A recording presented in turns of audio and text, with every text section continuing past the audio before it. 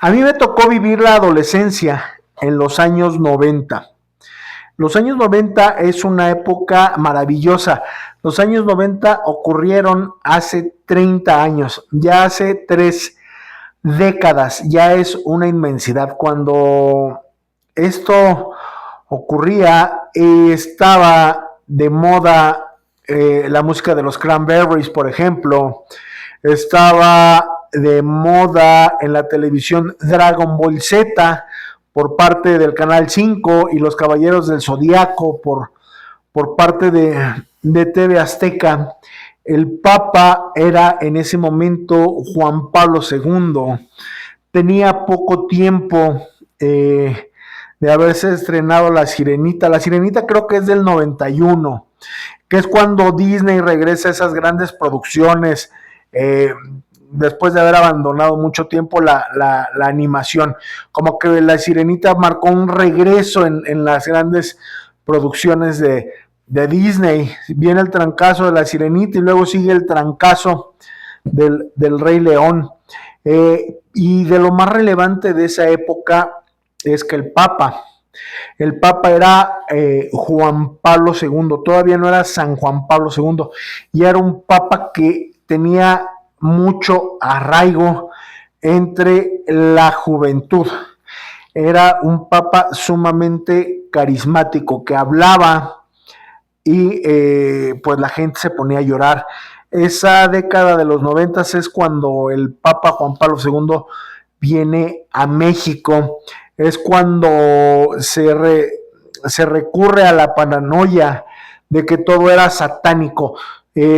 Recuerdo que nos decían a nosotros que si cogías un disco de 33 revoluciones, ya estaban a punto de terminar porque ya existían los CDs, pero aún existían los discos de 33 revoluciones, que eran los grandes, y había los sencillos, los singles, que eran los de 45 revoluciones y giraban más rápido. Decían que si tú reproducías al revés esas canciones, venían mensajes subliminales, y en la mayoría de los casos venían mensajes satánicos, mensajes que te inducían a la drogadicción, que te inducían al suicidio, etcétera. Me recuerdo que uno de los casos más extraños, más locos que en esa época me tocó, y lo creía gente seria, o sea, no era que lo creyera tu tía panista, lo creía gente seria. Te decían que, por ejemplo, si ponía la canción de Juan Gabriel, la de Querida, la reproducías al revés y decía Árida, y que Árida, que era un demonio que se iba a apropiar de ti, y que eran mensajes subliminales. Es cuando se pone de moda todo esto, y de ahí eran algunas incipientes teorías conspiranoicas que dominan hoy en día, ¿no? Que en su momento pues nos parecerían ridículas. También tenemos que recordar que es muy curioso lo que ocurre en el entretenimiento de nuestro país. Los dibujos animados que llegan a México en esa época, hay mucho anime que no llega a los Estados Unidos. Hay muchas caricaturas que aquí vimos y que en Estados Unidos no se vieron. Por ejemplo, Belly Sebastian, Candy Candy.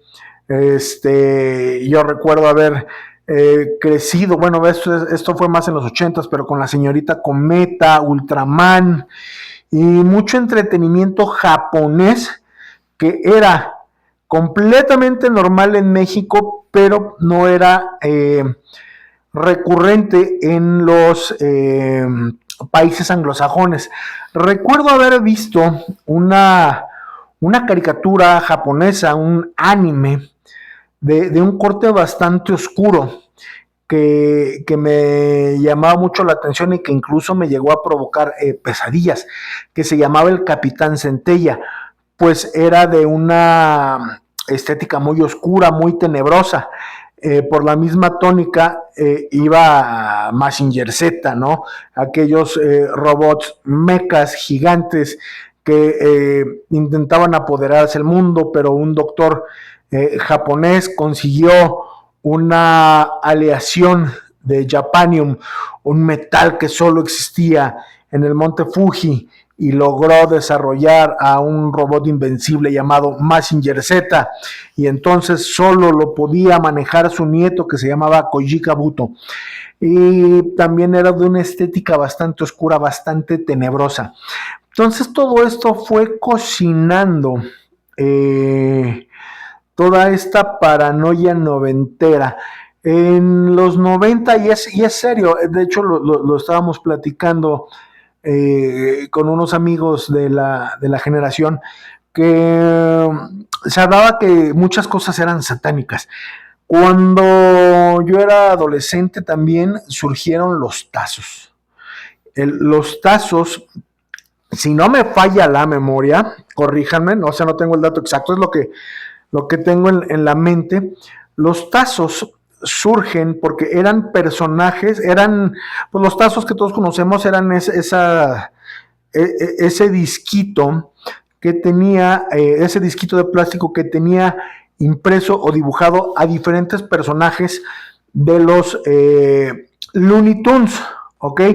Y el personaje principal o el más relevante era Taz, y por eso se llamaban tazos. Y aparte, como tenías que golpear, y el que volteara más te los ibas quedando, era como un desastre, como todo el desastre que iba dejando el demonio de Tasmania Taz alrededor.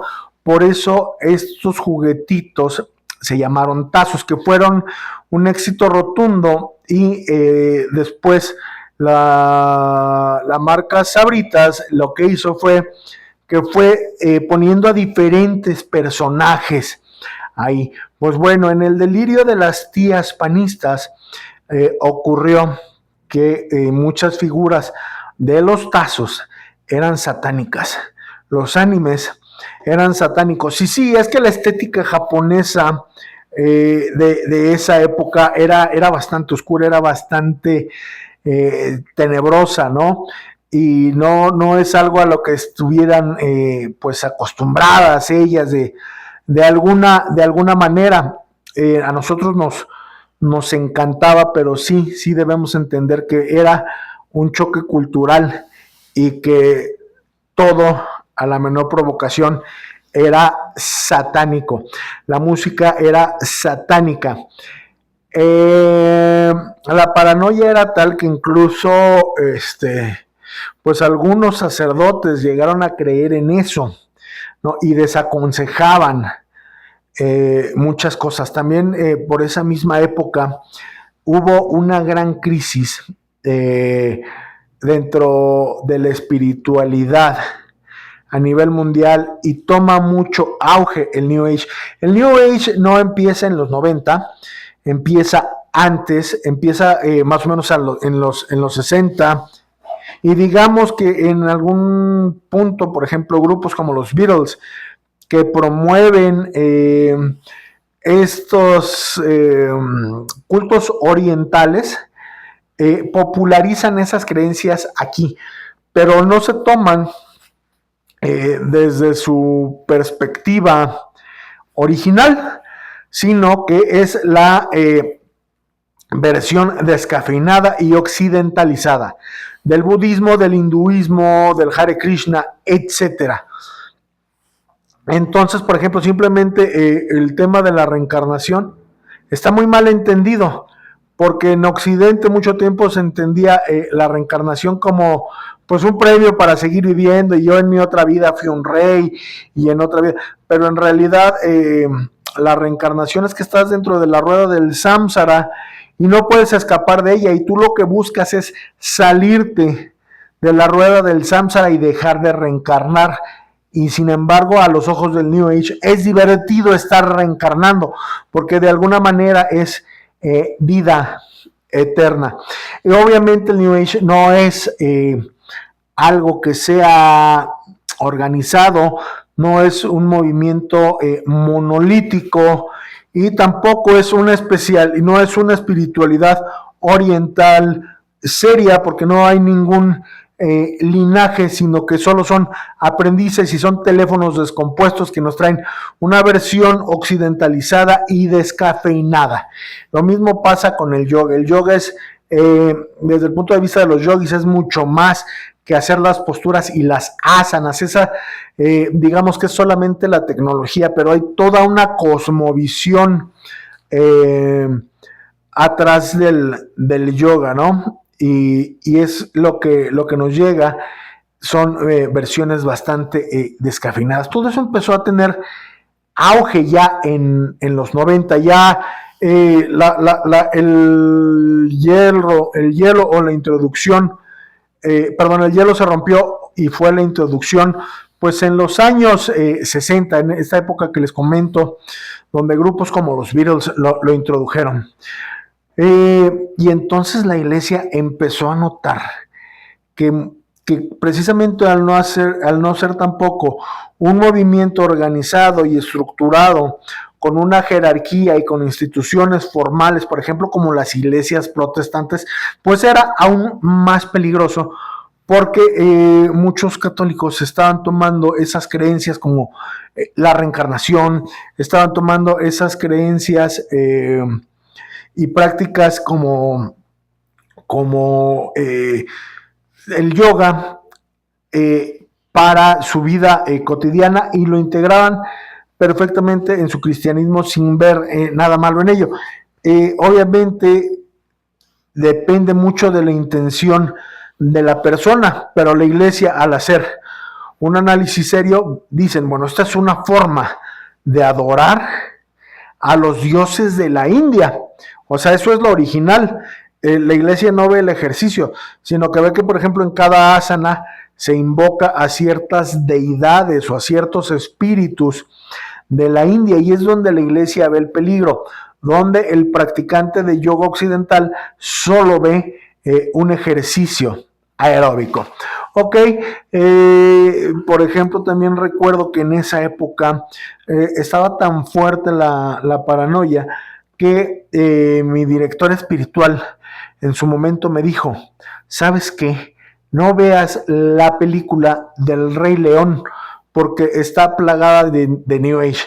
¿Por qué estaba plagada de New Age? Porque hablaba, por ejemplo, del culto a los ancestros. Habla del culto a los ancestros, habla del culto a las estrellas y este tipo de situaciones. O sea, como que fue una época donde hubo una gran explosión y se tenía que contener. Y entonces todas las guías espirituales se volvían muy, muy, muy estrictas en ese sentido. ¿Que fue necesario en su momento? Sí. Que hay mucha confusión hoy en día, sí. Y también es cierto que ha cambiado la cosmovisión. Ha cambiado la cosmovisión, no tanto religiosa, sino en general, la manera de ver el mundo y la vida. Ahora, por ejemplo, ya para cerrar, recuerdo que ya al último de toda esta paranoia noventera surge la película de Harry Potter. De hecho, ya fue en los 2000, pero bueno, digamos que si lo integramos fue como la última parte de toda esta época, fue el cierre de mi adolescencia, cuando sale la primera película de Harry Potter. Y recuerdo que también los guías espirituales, los directores espirituales más estrictos la prohibían, porque, pues, ¿qué pasaba? Se promovía la magia, la hechicería, las artes ocultas, y eso era contrario a la doctrina cristiana.